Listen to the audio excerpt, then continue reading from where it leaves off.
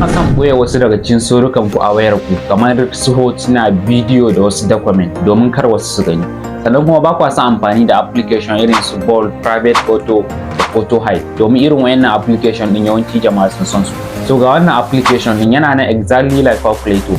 Za ku shiga Play Store ku rubuta calculator with hashtag, bayan kun buɗe application din za ku shiga cikin sa kamar haka. So gashi nan kamar yadda kuke gani anan sun ce create a new password, enter a 4-digit password and then press equal to.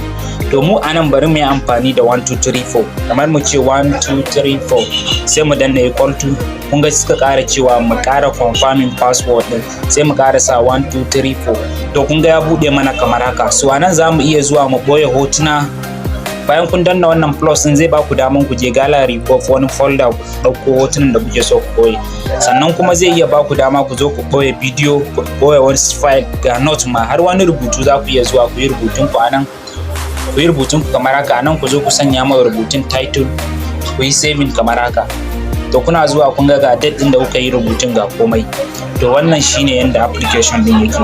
So jama'a da fatan kun ji daɗin wannan sabon update din, sannan kar ku manta da yin follow, like da share domin samun bidiyoyi masu amfani irin wannan. Sai mun haɗu da ku a next video.